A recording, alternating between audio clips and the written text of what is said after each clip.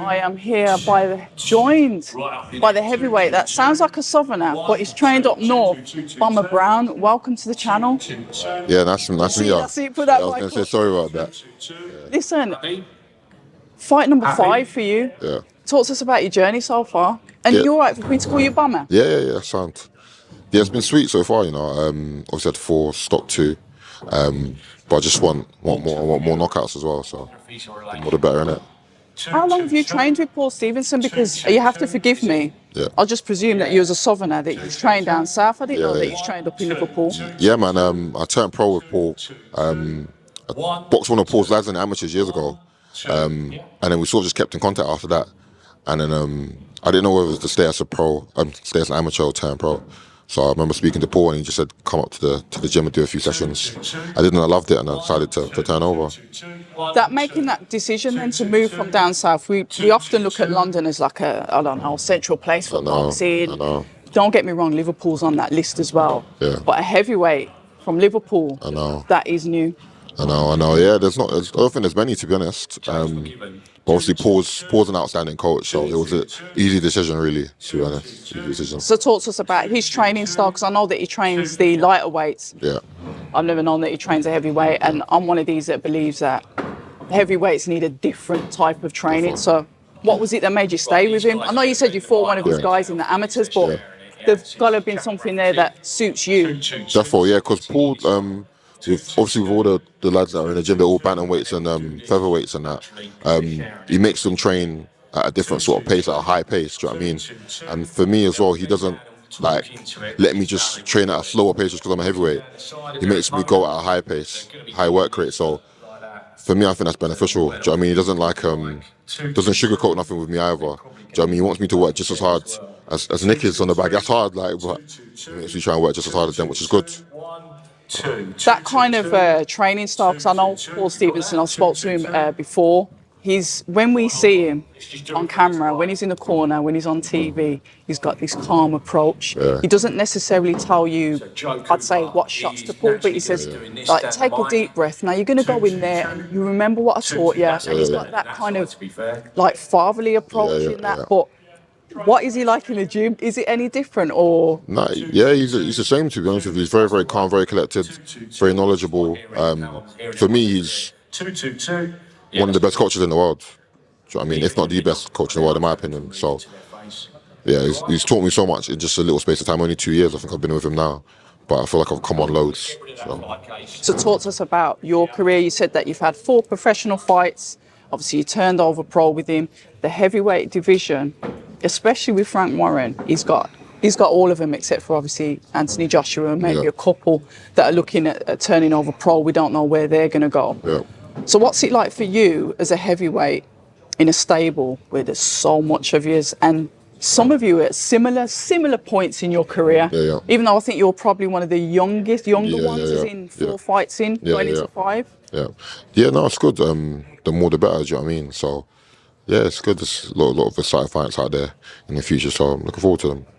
Your style, then, talk to us about that. You said, you've had 4 fights, you've 50% knockout ratio. I know one of the things, the pressure on the heavyweights. Knock people out. Get them knockouts, because that's what we want to see. Yeah. Obviously, it's classed as the sexy division, if we're going to put it like that. We want to see people on the floor. It's not very nice, but that's what we want to see. Do you feel that pressure, or is that something that you bring to it? Talk to us about your style, Boma. I would like people to see my style when I get in the ring, but of course, like you want to knock people out. That's what a heavyweight wants to see. Nobody really wants to see a heavyweight go 12 rounds. Do you know what I mean? As much as, you can put on a good boxing performance over 12 rounds, but really and truly, you want to put them to sleep. So it comes down to also the way Paul teaches us as well. I think if you look at all the way the majority of the lads box, we all look to bring the heat and look to knock people out. So I think people will see a lot of knockouts from me for sure.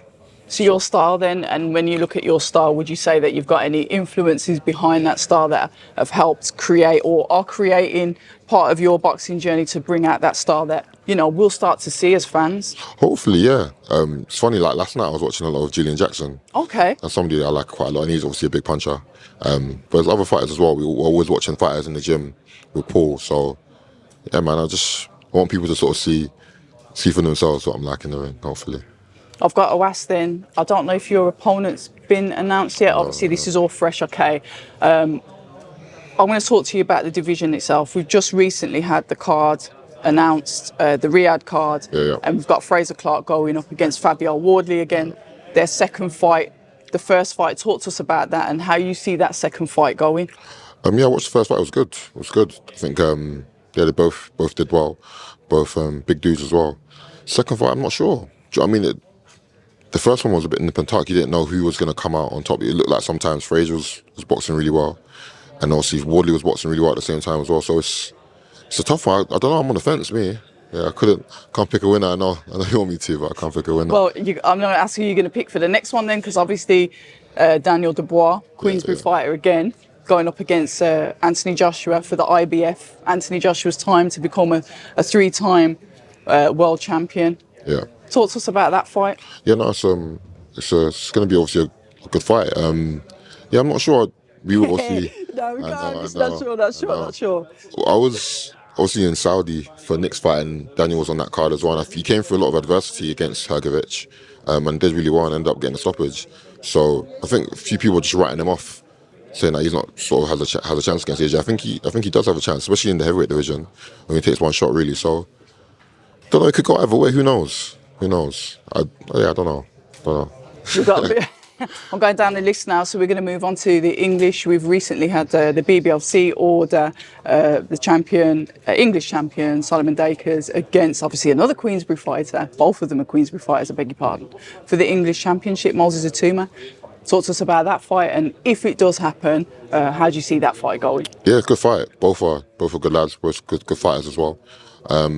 Yeah, I'm not too sure, to be fair. I think a lot of people favour. I'm going to call you Boma, not too sure. I know, but I'm not too sure. Yeah, I don't know. I'd probably lean towards the Toma. I think he's a good fighter. And so is Solomon. You never know. To be honest, in the heavyweight division, I really just don't think you can really write people off. Yeah, like, we all carry a good amount of power. So who knows? Who knows what can happen? So when you think about your reputation moving forward and you look at all of these heavyweights and you see like some of the trials, tribulations, adversities that they've been through, what would you say that you've looked at some of the fighters and thought, okay, that's a lesson for me, that's something for me to take on board?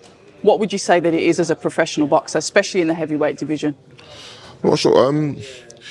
There's going to be tests in every single fight, do you know what I mean? Even if you're out on top, I think there's still going to be tests. You might hit somebody and they might just keep coming, do you know what I mean? Or you might take one back and be hurt or wobble yourself. So I'm looking forward to that, to be fair. I'm looking forward to all these different type of fights, do you know what I mean? So it's going to be exciting for sure. When we talk about exciting, what does the future hold for you then? Where do you want to end up? What are your ultimate dreams, goals, aspirations? What do you want? All the belts. And I'd love a big fight in Nigeria. That's where I'm from originally. I'd love a big fight there. And maybe something like the Emirates as well. I know Frank's an Arsenal fan, so that'd be cool. But to be fair, I think His Excellency's talked about doing some work over in Africa. I don't know if he's specifically mentioned Nigeria, but I'm going to probably hazard a guess it might be there. Yeah. Something that you could possibly look forward to being a part of in the future. Yeah, that'd be great. So listen, what can we expect for you on fight night then, Boma? And I don't want to hear, I don't know. Boma, I don't know. An early night. An early night for sure. I've got a lot of hunger in my belly. And to October 5th, obviously, we've got all the lads on the card as well. That's my birthday as well. It's your birthday as well, yeah, so I've got to get a knockout now, haven't I? You've got to get a knockout? I've got to get one. But yeah, it's going to be exciting for sure, definitely. Listen, I look forward to it. Thank you so much for your time, for giving us your time. Guys, how can we find you on social media if you want to support the Boma Brown? Just Boma Brown _ on Instagram, I believe, and then Boma Brown on Twitter. So, well, hopefully you're going to be throwing some bombs come October the 5th. Facts, definitely. Until the next time. Nice one, thank you. Nice to meet you. People say I'm toxic, and honestly, I don't care.